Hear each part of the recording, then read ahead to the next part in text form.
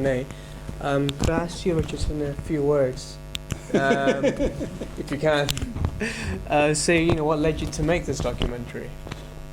Well, I had spent, yeah, so I should hold that. Yeah. I spent about 5 or 6 years working in BBC religious programs. Mm-hmm. I'm not a believer in anything. So I'm fascinated by where religions come from. Mm-hmm. And I'm fascinated by how they grow and why they grow. And I'm basically, I sort of believe people are decent, honest, and reasonable. So when a story like this happens, I don't believe in the miracle of resurrection or the miracle of any other miracles. But I want to know, why did they believe it? Okay. What actually happened that persuaded people to believe these things? Mm. Those, I think, are interesting questions, and those are the questions that interested me. And it just seemed, most atheists, like, say, Richard Dawkins and people like that, will just say, oh, it's just lies, it's rubbish, they're just telling lies. Well, it just seemed, well, that's a stupid way of saying it. I mean, it's so that's not likely to be true either, that these people are just evil liars. So I just thought, let's investigate it. And as I began to investigate it, it began to be clear that you could be mistaken, quite honestly and sincerely mistaken, about something like resurrection. It seemed reasonable. So that's where I came. All right, thank you. To Arfan, could you talk a bit more about your website and what led you to make the website? Sure. So the website was created not by me, but by an American member of the Ahmadiyya Muslim Community. So obviously, or maybe for those not familiar, the Ahmadiyya Muslim Community is a particular Islamic group that has some distinctive beliefs.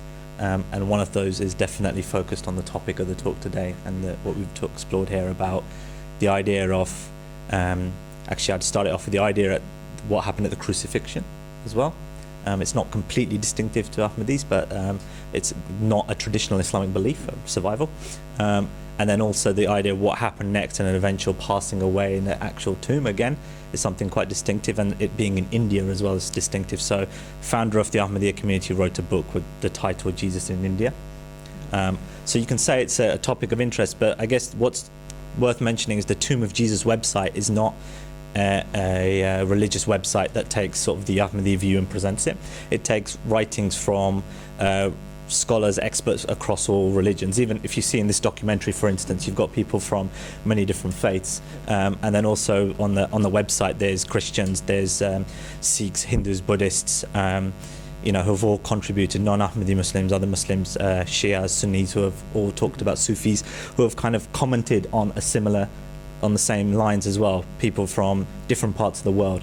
So I guess the idea of the site is to try and present it in a non-religious way, but to try and, or in an objective way, in a non-polemic way, but to try and collate the different evidence that is out there and present it in a single kind of coherent source.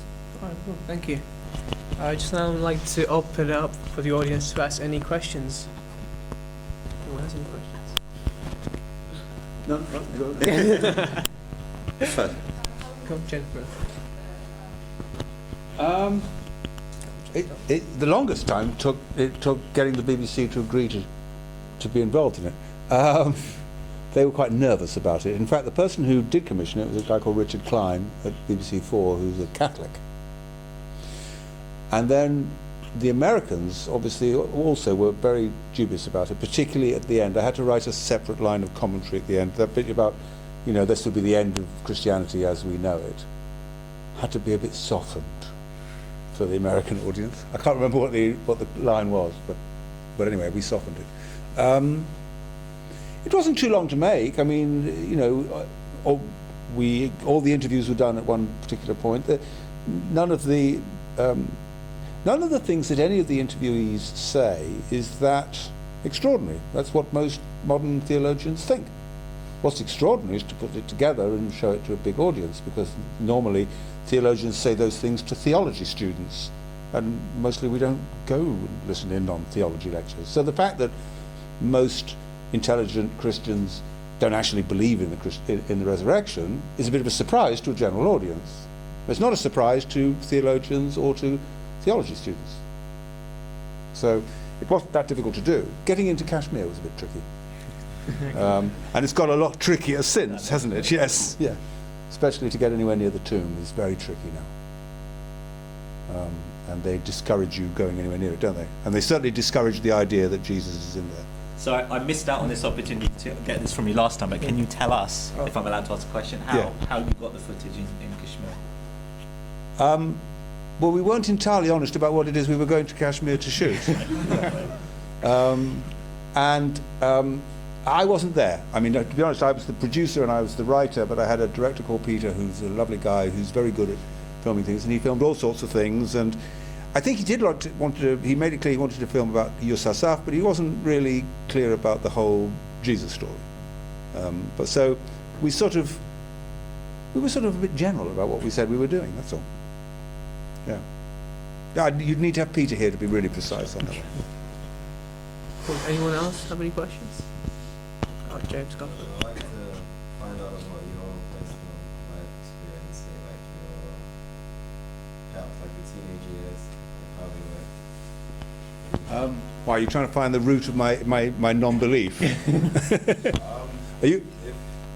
Not necessarily, but I just thought I'd ask. I've had a perfectly ordinary upbringing. I mean, for the sort of English middle class upbringing, you know. Nothing. I mean, I went to boarding school. I suppose that's one thing. So I was therefore subjected to going to chapel every day. That was enough to turn anybody into an atheist, I would have thought. But apart from that, nothing particular forced me to become. I became a non-believer before I even went to. I mean, around about the age of 10 or 11 or 12, I thought, nah, this is rubbish. Doesn't make sense. What I concluded was it's very, very, very unlikely to be true. And I stayed with that, and I never received any evidence to suggest to me that it was anything but extraordinarily unlikely that there was a supernatural dimension to the universe. There didn't seem to be any evidence to suppose there was. And even if there was, the idea that it was a supernatural dimension of the universe that was in any way benevolent seemed to me to be obviously nonsense, because the world wasn't like that. So, you know, it never occurred to me that. It never worried me either, in a way. You know, it's a bit like those, I don't know if you've seen those buses which say, some people are gay, get over it. You know? Well, I think, there isn't a God, get over it. It doesn't matter. You know, it really doesn't matter. If there isn't a God, it really doesn't matter. You know what I mean? It's not a problem if there isn't. But that's not relevant to this, in a way. It really isn't. It doesn't matter whether you believe in God or not. Whatever you believe in, even if you're devout, I think you're under an obligation to say what actually happened. Because the people who wrote about this wrote it thousands of years ago and were much less well informed than we are. So it'll always be interesting to think, what happened in that cave? What happened on that mountain? Did that actually happen, or was that just what people thought happened? And that makes your faith more interesting, or your lack of faith more interesting, depending on whether you've got faith or not faith. But it's still interesting to do that, it seems to me, regardless of your beliefs.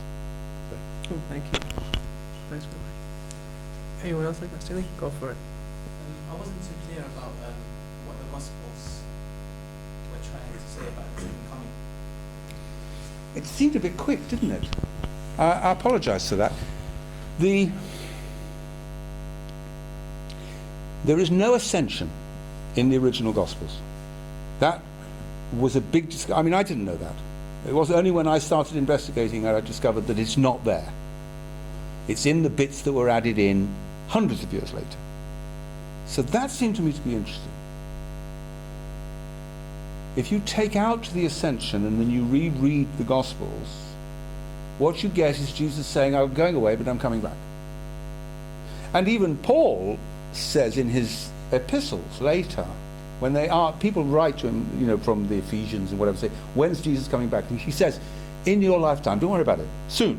Soon, soon, soon. It'll happen soon.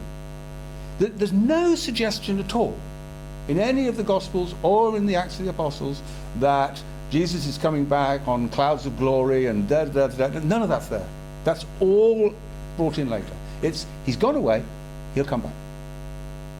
Now, he didn't come back in their lifetime. So, round about the time of the Council of Nicaea, about 300 years later, they begin to cobble together the doctrine, or the idea of the second coming, which is how Jesus comes back spiritually in great glory at the Day of Judgment. But that's much later. None of that's in the Gospels. So that's the difference between what's in the Gospels and what's been written subsequently, because what was written in the Gospels didn't actually happen. So that's... So in the Gospels it was written that he'd come back. Yes. No, it says he says I'm coming back. I don't have them in front of me right now, but he says I'm coming back. Don't worry, I'm coming back. And in the Acts of the Apostles, Paul says he'll come back in your lifetime. He says there will be people here to whom I'm writing who are alive today who will be alive when Jesus comes back. So he's not saying next week. It may be a few years. And the film suggests, and all the historians suggest, that he was just thinking, well, when it's safe to come back, he'll come back. But it never was. Or not until 300 years after he was dead, when the Roman Empire suddenly decided to become Christian, in which case it would have been great for him to come back. Unfortunately, he was a bit dead by then. Yeah. So I think I can get where you're coming from with your question. So second comings, I'd actually like to start that in a slightly different place. So at the time of Jesus, one of the allegations, if you like, of why he could not be the Messiah, one of the things was that Elijah hadn't returned. And so there was a prophecy around the coming of the Messiah that one of the prerequisites, if you like, would be the return of Prophet Elijah. And the story of Prophet Elijah, according to the Old Testament, was that he was taken up in a chariot of flames, etc. So there was this idea of, a previous prophet who would be returning and who would be a sign that now is the time for the Messiah to come. So you have this parallel, if you like, around this idea of having a second coming of someone, kind of thing. In the case of Elijah, one of the things recorded in the Gospels is that when Jesus is asked about this, he says, in his quote in the Gospels, that he says to his disciples, it's something, I'm paraphrasing, but it's something like, you'll find this difficult to believe or difficult to accept to understand, but I am telling you that John the Baptist is that Elijah that you have spoken about. So it's an interesting idea, and again, if you can speak to Christians about it, there's an acceptance, and even I suppose the Islamic tradition goes along with this because we believe in John the Baptist as a prophet. So there's a if you like, a blueprint saying that this idea that there's going to be a second coming of a particular person doesn't necessarily mean the same physical person returning. It means the idea of having someone else who's appearing in not in any sense of reincarnation necessarily, but in the sense of someone else who is coming to fulfill the same mission that they were told that the previous person would be doing. So that is a blueprint, I'll use the word, of how second comings have worked in the past, potentially. And then, so I guess the question you're raising is that there's an very strong Islamic tradition about a second coming of Hazrat Isa or Jesus. And then also in other faith traditions, like in Hinduism and Sikhism, there's other religious figures that are due to appear towards the end of time. And there are these prophecies about second comings or appearances of other people. So the claim of the founder of the Ahmadiyya community, which he claimed was on the basis of revelation, was firstly, and point number one was that, because we should remember, Mirza Ghulam Ahmad, peace be upon him, who founded the Ahmadiyya movement, right? He grew up as a Muslim, right, in a Muslim environment. So he would have had the same belief of, Jesus is in heaven and he will return physically. So the first thing that the first point was he was told that Hazrat Isa or Jesus has actually died a natural death, and that actual physical person, Jesus, like all the prophets before him, like anyone else, has actually passed away. And then it was a subsequent revelation that you are the Jesus of this age, or you are the one fulfilling that prophecy. So the Ahmadiyya viewpoint is that this idea of second comings, which is in Christianity, but also other traditions as well, that talk about towards the end of time, some kind of figure returning. His claim was to be the fulfillment of those prophecies, and our understanding of that is just as John the Baptist was the second coming of Elijah, and how that was understood by Jesus himself. In the same way, we accept him as the second coming of that Jesus. So we do not believe that Jesus as that person 2,000 years ago is still alive. We believe he'd passed away, and that this was the fulfillment of that prophecy. Would you like to anything? No, only to say, as always, if you want to really know about Christianity, ask someone who isn't a Christian. They know much more about it than Christians, on the whole. The interesting thing about John the Baptist being the second coming of Elijah, you can actually, and that he's coming to show it's Jesus, you can sort of see hints of that in all of the Renaissance portraits of Jesus and John, even as babies. Even if when you have John who's sitting as a baby, with Jesus as a baby, and whatever you see John, he's always got his finger like that. You know, it's not me, it's him. It's him. So whenever you see anyone in one of these Renaissance paintings with their finger pointing, that's John. Old John with a finger pointing. Not me, it's him. And so the idea that he's Elijah and whatever, so that's always there. Cool, thank you. Anyone else have any questions? Go, Jennifer, go for it. I thought it was quite witty the way in which you showed the footage of that I think Catholic priest giving a talk to The children. with the kind of background monologue of the sort of power structure. But I mean, he's the one who said if there wasn't any resurrection, there'd be no Christmas. I mean, how manipulative do you want to be? You don't get your presents if you don't believe it. And as the other guy said, you know, if you believe this, you've left your brains in the parking lot. So we got you. So that was just a joy that priest was like that, and he said those things. You know, I mean, it's like the. All those things were genuine. I mean, all the services were genuine, the creeds were genuine, the things at the church in Boston were genuine. We didn't ask people to do anything. But when you're then presented with a priest saying to a bunch of children that without the resurrection you don't get Christmas, well, you had to have that in. You had to put that in, didn't you? I mean, I think all I ask for is what is the most credible explanation of all of these things, and that's the whole purpose of the film, really. I don't know what the answer is, but I think you should look at credible explanations. Yeah. So, I want to ask, so recently, more recently than before, but the belief that Jesus is physically sent to heaven is starting to somewhat being challenged. In your experience with Christians, what proportion of Christians are starting to challenge that belief? It's interesting. When I discovered it, just from looking at the notes in one of the Bibles that I had, that all of the references to the Ascension were addenda. I rang a biblical scholar I knew, and I said, "Is it true that the Ascension is not in the Gospels?" And he went, "No, of course it's in the Gospels." I said, "But not in the original Gospel." He said, "Yes, of course it is." I said, "Well, it's not in Matthew or John, is it?" And he went, No, it's not in it. I said, in the one line in Luke, he went to heaven, that was added in, wasn't it? He went, yes, that was added in, yes.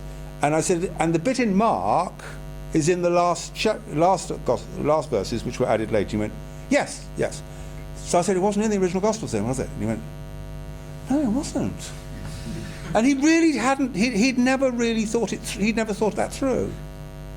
And I think that's why I say you need to just look at the stuff and just look at it and say, not with any kind of idea of faith, what's there, what isn't there?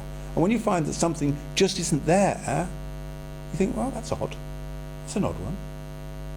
So I hope it's being questioned, because I think it's interesting. I think it's an interesting question. And it's also a very, very silly idea. There's a wonderful... if you go to where's the place they go for the carols before Christmas at Cambridge? Is it King's College Chapel? Do go to King's College Chapel, Cambridge, because it's got the entire story of Jesus in the stained glass windows, all around one side and all the way down the other side.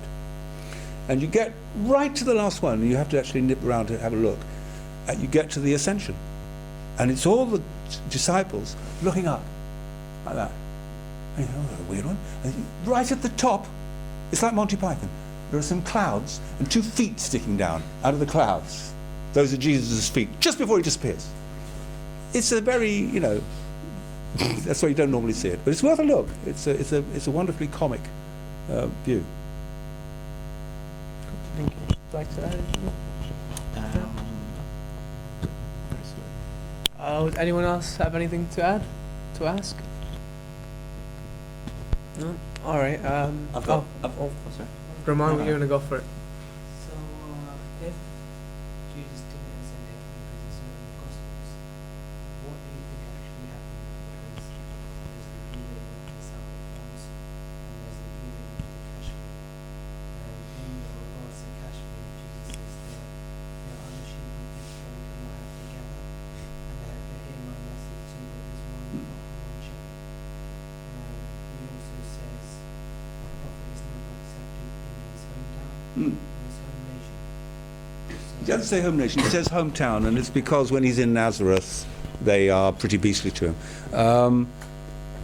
It doesn't matter what I think anyway, but I think that the most likely explanation is that he died not long afterwards. That's probably the most likely, because it'd be a very serious set of wounds he'd probably have. He might well have died soon afterwards. Of the alternate explanations of him not dying fairly soon afterwards, I think the India story is 100 times more likely than the French story, which I think is daft. So I think it does make sense. And I do think that the parallels with Buddhism are interesting. And I think the missing years of Jesus are interesting, because after all, you could have invented those if you wanted to. I mean, if this was an invented story, you'd invent something. They didn't. So they didn't know what had happened then. So that's interesting. So I think the India story is perfectly plausible. And most of the people that I spoke to, with the exception of the Dean of Westminster, thought the India story was a perfectly plausible story. They may not have believed it, but it's perfectly plausible. It could easily have happened. And that's all I'm suggesting. Had they all heard about it? Were they familiar with it? I think most educated Christians are now familiar with it. The problem is that some of the people who've written about it, there's the German guy, Holger, who is a bit wacky, and it's easy for sort of the university educated Christians to dismiss him as a bit of a kind of wild card. But I think most of them know it. They know the story.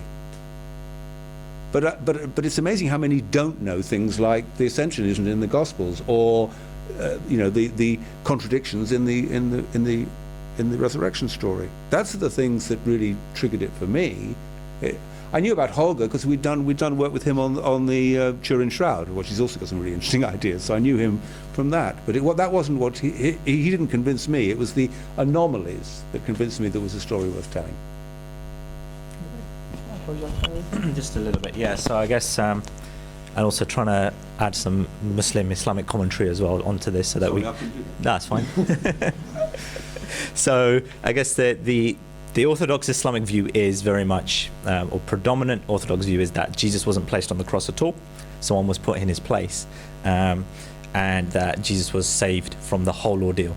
And the main basis of this is around a specific verse in the Quran when it's talking about different things the Jews have claimed. And one is, they claim that they put Jesus to death.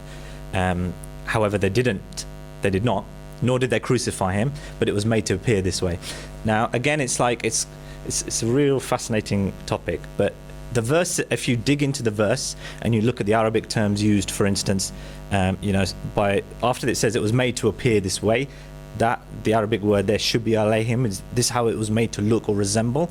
That actually can be interpreted. You can look at two ways. You can look at it in two very distinct ways. One is you can take the viewpoint, currently the Orthodox view is that it wasn't Jesus who was on the cross. And I've mentioned this before in other talks on the same topic. I've seen Quranic translations that have that in brackets. Someone else was put on the cross, close bracket. But it doesn't say that in the Quran. It just says that he was not killed, nor was he crucified.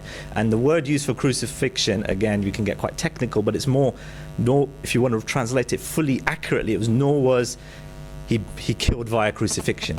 And you can make a parallel with drowning, and if you're saying someone actually drowned, it means they were drowned until they died rather than they were drowned and then they were saved. So there's two viewpoints. One viewpoint which is prevalent is that, the Quran says he wasn't crucified, someone else was made to appear like him, and then the next verse says that he was, on the contrary, Allah raised him to himself. And again, it's very easy to think of the idea of some sort of an ascension, but again, the word rafa is about exalting in a spiritual sense, and rafa alayhim means he raised him to himself. So again, it's sort of an ancient view is that the heavens are in the earth, but where is Allah? In other verses he says, I'm closer to you than your jugular vein. God is everywhere. So if he's raising him to himself, why would that be a sort of on a cloud, etc.? So there's two views. One view is that, you know, the verses are pointing towards someone else put in his place, etc. But again, there's no explicit reference for that or justification for that. And another interpretation that I would argue is exactly in line with what's said there is that he was made to appear dead, but he was not actually dead. So he was on the cross, he looked like he had died, exactly the thesis you've seen explained here, but he actually survived the crucifixion. And what's even more interesting is you almost actually said almost the exact next line, right, which is something along the lines of that those who differ, people who debate this, they are following conjecture. So it says they don't have any firm evidence. Those who disagree here, there's conjecture, right? Which is what we've talked about as well, that we don't really know what really happened there. One thing that people often forget is that the Gospels say that at the time of the actual crucifixion, Jesus' disciples fled. Like, none of the disciples were there at the cross at that time. It talks about Mary Magdalene maybe being there, but they fled from the scene. So what really took place? I would argue, and there are actually other Muslim scholars, for instance, there's one who's got no affiliation with the Ahmadiyya community, Shabir Ali, who's known for his debates with Jay Smith, and Shabir Ali has recently taken the same viewpoint, that he believes this Quranic verse supports the idea of a survival, and you know, he says what ultimately became of Jesus, I don't know, but I agree that the Quran does not say that someone else was put in his place. And then again, if you start to take that view, then other things make sense, because the Islamic view and Christian view has been debated for 1400 years. One thing you'll always hear is the Muslim will say that, you know, Jesus wasn't even put on the cross, it wasn't there. And the Christian will say, well, we saw him after the crucifixion. That's what made Christianity spread. He had to have appeared after the crucifixion. So you have two opposing camps, and what this theory shows you and what the Ahmadiyya viewpoint is, it gives you a way where, again, to Richard's point, these people are not making it up. They're not being malicious or lying. There's actually a middle path that actually fulfills and would answer the whole thing. And it would explain why Nicodemus and Joseph, you know, went to the tomb taking hundreds of, like 75 pounds is what the Bible mentions of herbs, right? We're talking leaf type herbs, aloe and myrrh. That's a lot of leaves. It explains that. It explains, you know, also anomalies like the short duration of the crucifixion. And then, you know, again, once you start reading it as a everyday matter-of-fact story, things like Mary Magdalene seeing Jesus after the crucifixion and recognizing him, and when she went to embrace him, he said, do not touch me. And there's some people who will say it's because he was half ascended and he was a supernatural being, or it's because he had a series of wounds. One of the first things he asked for when he meets the disciples, do you have anything to eat, right? So I think part is to show he's not a ghost, but partly it's because he's hungry, okay?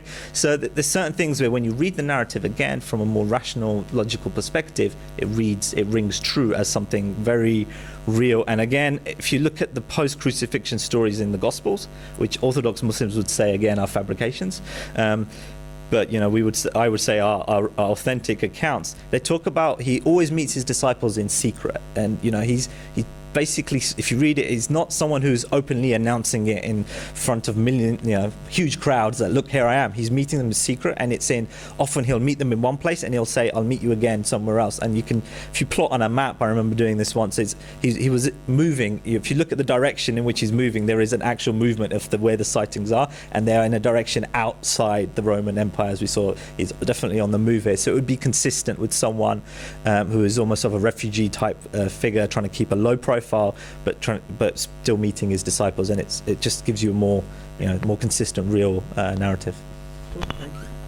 Yeah, I just want to add to that. I mean, it's something that you've already said, but I just want to just repeat it in a way. You have a choice between competing stories which suggest that the people on the other side are liars and cheats and are seeking to deceive you. Or you have exactly the same events explained in a way that there's no deception, no lying, no cheating, just different interpretations by people who didn't understand what was going on. Which of those two is most likely to be true? The second one is most likely to be true. To be leaving aside, the second one is most likely not to cause problems, but it's also most likely to be true. And what really confused me when I was talking to the theologians who did not believe in the literal truth of the resurrection was, what did they think the disciples were writing if they didn't believe what we believe? They think that the disciples were writing a lie. That's astonishing. I find it much easier to believe that they're writing a mistake, not a lie. So that was, I mean, my film in a sense is more directed at them rather than you, because you seem to be an open-minded bunch. If you think that the resurrection is just an idea, it's just a metaphor, it's just a whatever, then what on earth do you think the Gospels are? It doesn't make any sense at all. Sorry, you were about to say. Yeah, I'd just like to make a few comments about the video. I think it's pretty in depth. I'm sure you did lots of research on that, and I'm sure it's like some good amount of work. But then the part where like Jesus dies earlier, like shorter than the usual duration, I believe, or I've read and I've heard also that usually when people are crucified, like by the Romans, it wasn't, you weren't flogged or anything. But like because No, that's true. You're absolutely right. That's true. So that's one reason why He would have been like, weaker. Yeah. And because of asphyxiation and all that as well. But also, yeah, I like to make a comment from a biblical perspective on the reason why like Jesus isn't. Sorry, he tells Mary Magdalene not to come near him, and it's sort of like this is what Christians believe, that the Old Testament is sort of like a mirror to the New Testament, like a shadow thing. So in the sense that if my friend here was walking and light beamed on him, I would see his shadow. So until I literally saw him, I'll be seeing a shadow. That's what the Old Testament is. And like in the Old Testament, priests used to like go and harvest stuff before the actual harvest came. I'm not too much into farming, but I've done that before. So like, it was somewhere in the year. And like usually it's recorded that miraculously, like some bunch of grain used to come before the harvest. Like priests would go and cut that and would smoke it or burn it, and like would go to the temple and like wave it at the temple. And this was like sort of signifying Jesus, because he's like that if you take that point of view, he's like, it's like the shadow of Jesus to come. Like Jesus goes to it. How does that explain the Mary Magdalene, don't touch me? Yeah, So I'm getting. I'm with you where you are, but I don't know quite where you're getting to. I'm getting it. So this is how it is. Like so the priest is waving the first fruits of the harvest, and that's just like you saying the harvest is certainly going to come. So I'm just like giving the first part to God. That's the idea. So like if you look at it that way, then Jesus was. The Bible says that he was the firstborn from the dead. So he's like, he says, I have to go and wave and quote myself before God, before you touch me, because no one could touch the harvest from the first harvest in that regards. So no one was allowed to touch that, it was only the priest. So if you look at it that way. Yeah, it's a pretty complicated explanation for a pretty simple thought. I mean, I find the idea that, you know, he's only just managed to get out and he's wounded and he's not well, a slightly easier one to take. But yeah, you can, I mean, obviously, why not? Yeah. Should we move on? Sure. That's fine. So my question is, I've heard something, it wasn't alluded to in the documentary, but there's something about when they took him off the cross, there was blood gushing forth. Like, I can't remember exactly. No, it's the piercing of the side. I may not get this quite right, but we can talk about it. When they were breaking the legs of the two thieves, they wanted to do the same thing to Jesus, and the disciples said, no, he's already dead, which is partly, from your point of view, because there's a prophecy that says that not a bone in his body was broken. So, you know, it's important we don't go around breaking his bones. But anyway, so the disciples said he's not dead, and the soldiers sort of didn't really believe that, so he sticks the spear in, and out comes water. Not blood, I think I'm right. Or it's clear, but there's some clear. And but it only sort of dribbles out, it doesn't come pumping out, because which it would sort of do if he were alive. So the assumption was that whatever he saw, and I'm not abundantly clear, and you may be able to help me, did suggest that he was already dead. It doesn't negate the fact that if he'd gone into a shock-induced coma, that's exactly what you'd expect to happen, which is what the film sort of is suggesting without actually saying it. But yes, there is a business of him being pierced in the side, and whether his response to that is the evidence that, yes, okay, well, we believe he's dead, so we'll take him down. Yeah, so so that's, I agree with that, and I think the idea, so this piercing, so one thing is we should remember that the timing of which the crucifixion was planned or scheduled had a major impact in what happened, right? It was the Sabbath was approaching, the bodies had to be taken down, it had to be done in a very short window of time. Now we can ask why was that plan? They could have been left there for another 24 hours, but nobody wanted that. Yep. Exactly, and normally they would have been left there for many days. And I think one of my favourite bits is that you have that quote from Josephus, where he gives the example. Because normally, as soon as you hear the word crucifixion, obviously it's the way we've been brought up. Crucifixion for us equals death. We never would imagine the idea of someone surviving.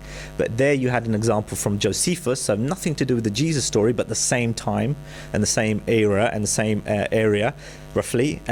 Where someone else was on the cross, Josephus comes back and says, please take that person down, they're treated and they survive. So it is possible to survive crucifixion even if you've been there for many, I think this was after a couple of days, I think this one was. So then the timing of this crucifixion is specific, and then the other legs of the other two on either side Jesus are broken to hasten their death. They come to Jesus, they say, okay, he's already dead. And then you have this spear. Now, I guess when I was at school and growing up, the idea of the spear was basically, let's finish him off, right? That was how it was portrayed to me. It was always like, that spear was to kill him. Whereas what I've read and studied and heard more of is that it was more of a test to see whether he would respond to it or not. So it's more like I know it sounds silly, but more like a prick. I know it was more than a prick because it was with a spear, but it was a sort of a reaction type thing. So obvious, again, sounds obvious, but if they wanted to, for instance, kill him or pierce him through the heart, it would be done from the front. But the accounts we have is that it was done in the side to suggest it was a case of, is he alive or dead? And the fact that he didn't respond, it showed that as far as they were concerned, he's not responding, he's dead. The fact that, and again, this is the Gospel of John, was there an eyewitness, etc. Without getting into that, the Gospel of John does talk about blood and water coming out. What's interesting is I've heard different people argue that either way. I've heard those who say this proves he was still alive because there was an active heart, etc. And for there to be blood and water, or there must have been a heart, he must have been alive. Dead bodies don't bleed. But then I've also heard the argument that, well, if he'd been dead for many hours, there would be a separation of the blood, etc. And, this proved he was dead. So I'll leave that one for you to go and look at. But there are certainly those, and I think this is the base of the question, that blood and water and the fact that it kind of the way it came out suggests that there was an active pumping of the heart. And for instance, if you had a dead body that had been dead for a long period of time, then you wouldn't expect there to be the same pressure. I think it's worth also adding there, it was true around about the time we were doing the programme, but it's still true, and not a year passes, even with the gross up-to-date science and medicine that we have today, that not a year passes without there being a story of someone coming back to life in a morgue, who's been declared dead by sophisticated doctors who've tested them, there's no heartbeat, there's and then they wake up in the morgue and say, what am I doing here? It happens all the time. So the idea that it would have happened 2,000 years ago is just, why not? They were a good deal less qualified to decide whether somebody was dead 2,000 years ago than they are today, and they still make this mistake. Are there any more questions? Go for it. I was always led to believe that the three wise men were from different areas of Africa, while one was from Africa. I don't know. I'm sorry, I don't know. And do you know? I've heard different stories. I've heard some mention that they were possibly Zoroastrians, but I think everyone is trying to guess based on the bits of information we have. They only appear in one gospel, anyway. So I wasn't wild about including this because, I say, it's only one gospel. So you've got the wise men in one gospel, and you've got the shepherds in another gospel with no wise men. So you got and the story of the birth of Christ only appears in two gospels anyway. So the other two gospels don't have it. So it's just curious that wise men do follow a star in pursuit of a baby, which they then take. And we just made a film in BBC at that time on the Panchen Lama. And those shots come from the Search for the Panchen Lama, so which is a program we had. So it just seemed interesting to see it in that context. And then I looked at the parallels between Buddhism, and they're interesting. There's a book called The Parallels Between Buddha and Jesus, which is worth your having a look at. Just on that, I think the gospel, I think it mentions wise men from the east. I think the word the east. So again, it's just interesting that if we're talking about Jesus having a connection with the east, well, actually, from his birth, there's someone right there. That connection is there. Thank you. Is there anything? Any more questions? Come on, go for it. How long do you have the hall till? Until we get kicked out. Right. Jesus dies on the cross, it means he's He's cursed. accursed, yes. So if he didn't die, I mean, how, if he actually didn't die, if he's not still alive, it means he wasn't accursed. So what's the implication of salvation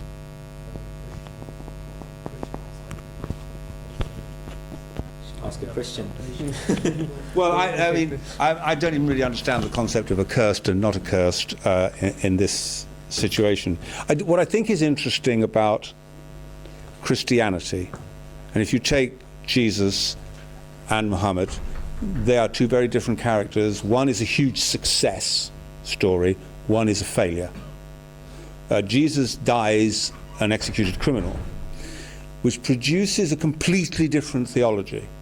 It produces a theology of suffering and redemption and pain and and forgiveness. All sorts of things come out of the story of Jesus as a failure, as it were. I don't mean a failure. I mean, what I mean is I mean, the Muslim empire takes off under Muhammad and he takes over half the world. You know, he's a huge, huge success. Jesus isn't. He's a huge, huge failure. He dies on the cross saying, Father, Father, you know, why hast thou forsaken me? Those are his last words. You know, those are not the last words of a big success story. But it does produce a very different theology. Now, where I don't think the cursed, not cursed, I don't know the concept of he dies on the cross, he's cursed. Is that your concept or is that a Christian concept? I don't think it's a Christian concept, is it? Yeah. Well, you're right, but then you know much more about it than me.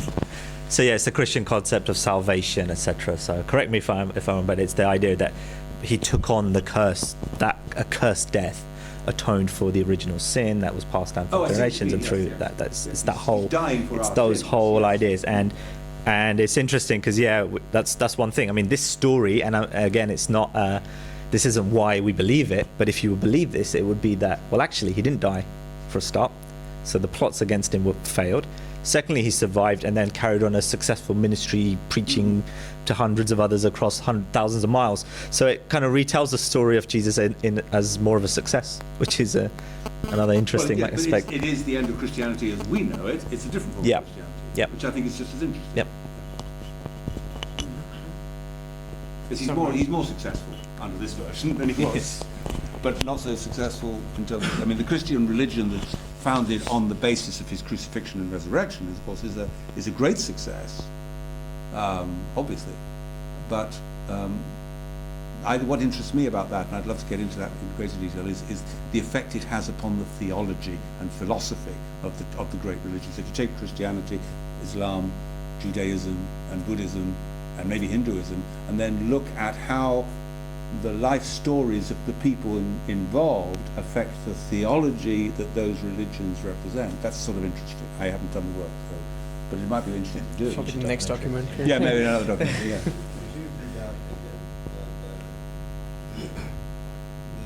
theology, I wasn't too sure. Sorry, the way in which there are all these different religions, all have different founders of one kind or another, right?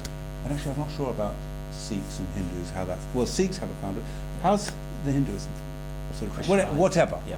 So they all have different founders. And all those founders have different biographies. They all did different things and came to different conclusions, just generally how they lived and how they died.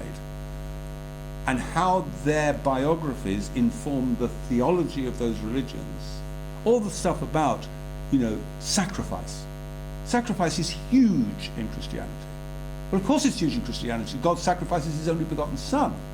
It has to be huge because Jesus dies, or goes through the process that you and I would call death, and then comes out the other side. So sacrifice, redemption, all those kinds of ideas within the Christian religion come from the biography of Jesus. Now, Islam has its own theology, which will come partly from the biography of the Prophet. So how each of these religions respond to the biographies of their founders is, I think, an interesting subject. But as I say, I don't know enough about it. That's all. Is that all right? I think Islam is Islam has like Sunnah practices and teachings as well as the other books. Of course, no. I mean, there are lots of differences between the faiths. All I'm saying is, it'd be just interesting to look at them in terms of the biographies of their founders, and restricting it to that, and just seeing how much you get from that. That's all. Cool. Do you have any more questions? Or Just a quick point on Go that. I for mean, it. even if you accept all the prophets, you will still say they live in different conditions. So there'll be different types of teaching. So one thing Muslims will say is that the Holy Prophet Muhammad, peace be upon him, he will give teachings of when he was a repressed minority, but also when they were a successful majority. So it's how to live when you're got no rights and you're very small, to how to live when you're in power. So I guess that's probably where it's coming from there. Yeah. The teachings or what they say will have to cover a vast range of their experience. They reflect the biographies of their founders. Cool, thank you. Well, I'd like to wrap it up. It is getting a bit late, but before I do, we've actually got something for us. You're going to perform a miracle? That'd be great. Is it going to be the feeding of the 5,000? It is! It's the feeding of the 5,000! It's the loaves and fishes! Just to say thank you for your time and effort. Thank you very much. Thank you. Thank you. So again, You spoil us, Ambassador!